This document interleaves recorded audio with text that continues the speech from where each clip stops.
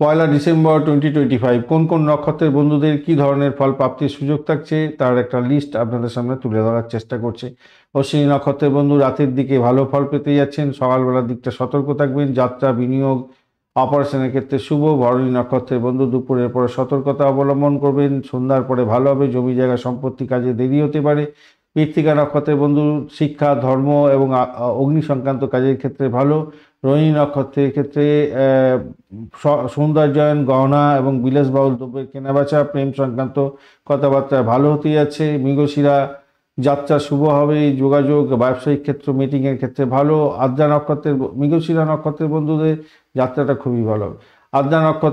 আদ্রা নক্ষত্র ঝগড়াঝাটি আইনি ঝামেলার মধ্যে পড়তে পারেন, মন অস্থির থাকবে। পুনর্বসু পুরানো বন্ধুর সঙ্গে মিলন এবং শিক্ষা ও চাকরির ক্ষেত্রে সুযোগ। পুষ্যা নক্ষত্রের ক্ষেত্রে গুরু শিষ্যের কাজ, নতুন ব্যবসা শুরু, মায়ের স্বাস্থ্য ভালো যাবে। অশ্লেষা নক্ষত্রের বিষাক্ত চিন্তা ভাবনা আসবে, গোপন শত্রু বাড়বে, লোনের জন্য সমস্যা বাড়বে। মঘা নক্ষত্রের বন্ধুদের ক্ষেত্রে সরকারি কাজে বিলম্ব, প্রমোশন এবং ঝগড়াঝাটির সাথে নামযশ খ্যাতিকীর্তিও বাড়তে চলেছে। পূর্ব ফাল্গুনী নক্ষত্রের বন্ধু প্রেমে বিবাহ, বিনোদন এবং শিল্প সংস্কৃতি কাজে সাফল্য।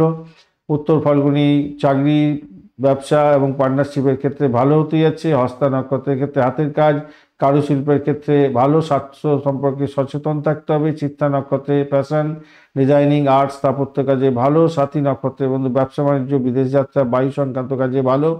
বিশাখা নক্ষত্রের ক্ষেত্রে সিদ্ধান্তে দ্বিধা হবে আজকের দিনে। অনুরাধা নক্ষত্রের বন্ধুত্ব, সহযোগিতা এবং গবেষণার কাজে সাফল্য। জ্যেষ্ঠা নক্ষত্রে বড় ভাই বোনের সঙ্গে ঝগড়া, অহংকারের ক্ষতি। মূলা নক্ষত্রের বন্ধু শারীরিক কষ্ট, পুরানো রোগ বাড়তে পারে, যাত্রা এড়িয়ে চলুন। পূর্বাষাঢ়া নক্ষত্রের ক্ষেত্রে জল সংক্রান্ত কাজে ভালো, ধর্মীয় কাজে ভালো, বিদেশ যাত্রায় ভালো ফল পেতে যাচ্ছেন। উত্তরাষাঢ়ার ক্ষেত্রে সরকারি কাজে অত্যন্ত শুভ, দীর্ঘমেয়াদী প্রকল্প শুরু করুন, স্থায়ী সাফল্য পাবেন। শ্রবণা নক্ষত্রের শ্রবণ শক্তি বাড়বে, সঙ্গীত নাটক চিত্রকলা ভালো, শিক্ষা এবং গুরুর সঙ্গে দেখা সাক্ষাৎ করার ক্ষেত্রে শুভ। ধনিষ্ঠার ক্ষেত্রে সঙ্গীত নৃত্য ধনলাভ এবং বাদ্যযন্ত্র কেনার ক্ষেত্রে শুভ। শতবিশা ঔষধ গোপন বিদ্যার ক্ষেত্রে ভালো, স্বাস্থ্য সতর্কতার দরকার আছে। পূর্ব ভদ্রপদ পায়ে আঘাত লাগতে পারে, পুরানো শত্রুতা জাগতে পারে। উত্তর ভদ্রপদের ক্ষেত্রে ধর্মকর্ম দান ধ্যান এবং আধ্যাত্মিক কাজে ভালো হবে। রেবতী নক্ষত্রের ক্ষেত্রে যাত্রা শুভ হবে, নতুন শুরু করতে পারেন যাত্রা, কোনো কাজ, পশু কেনাবেচা এবং সামুদ্রিক যাত্রার ক্ষেত্রে শুভ ফল পেতে যাচ্ছেন। ধন্যবাদ বন্ধু, ভিডিওটি দেখার জন্য লাইক শেয়ার কমেন্ট করবেন। এই ধরনের ভিডিও পেতে অবশ্যই চ্যানেলটি সাবস্ক্রাইব করে রাখবেন।